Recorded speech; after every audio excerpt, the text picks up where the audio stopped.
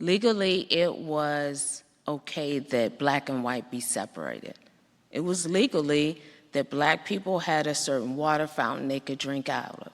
That was legally. What just passed, it affects all of us. We're moving into a multiracial democracy, and that's being silenced. And I feel like we as the church, we cannot stand by and be silent. Why? Jesus was not silent at all. God was still working and still moving in that time. Paul encouraged Timothy to fight the good fight of faith. Faith is loving one another. It is following what God's word says.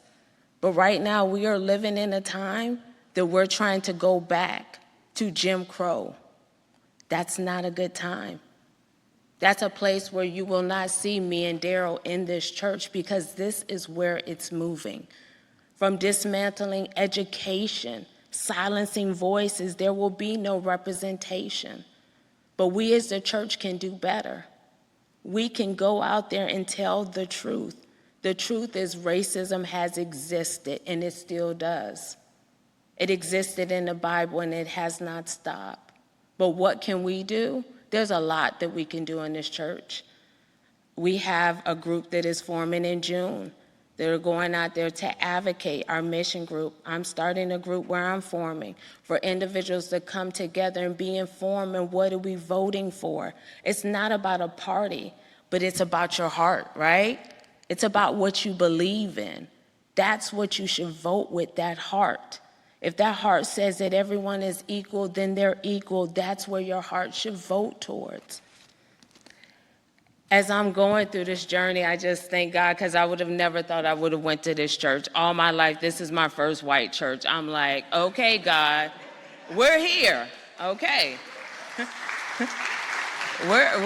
I guess we're doing this. And I started from the back, and I actually came to the front. So it is, people, you will get there. You'll get down here. There's some good people here. You will.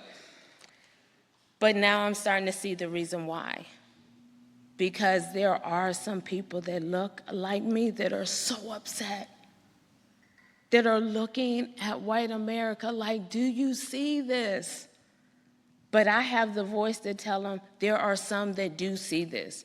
And there's some that actually write about this because they don't believe it either. So what I'm asking each and every one of you to do is look inside your heart and find it. Find what God has called you to do. I have to say the group, reading How to Be an Anti-Racist, has been transformative for me, because there are parts in us that are hardened, that we have to work through every day. You know, so I'm going to leave you with this. I didn't realize until now, I always wanted to be a Black Panther and a civil rights person. I always did. And now I got a moment to, and it's not as good as I think it is. But one thing I did learn and from my Grammy and from reading about it is that you have to be rooted in God and His Word, because it will give you the peace that you need to go on. So I'm going to read this piece from Howard Thurman. And it reads, Jesus rejected hatred.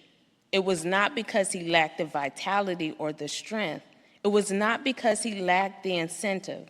Jesus rejected hatred because He saw that hatred meant death to the mind, death to the spirit, death to the communion with His Father.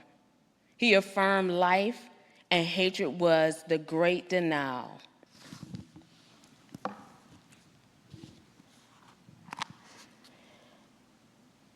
And this is Howard Thurman, the last piece I'm going to read. It says, what then is the word of the religion of Jesus to those who stand with their backs against the wall? There must be the clearest possible understanding of the anatomy of the issue facing them. They must recognize fear and deception, hatred for what it is.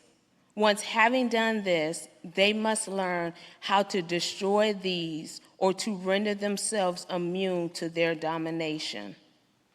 And that's what the Bible teaches us, to love, because love overcomes evil. Thank you.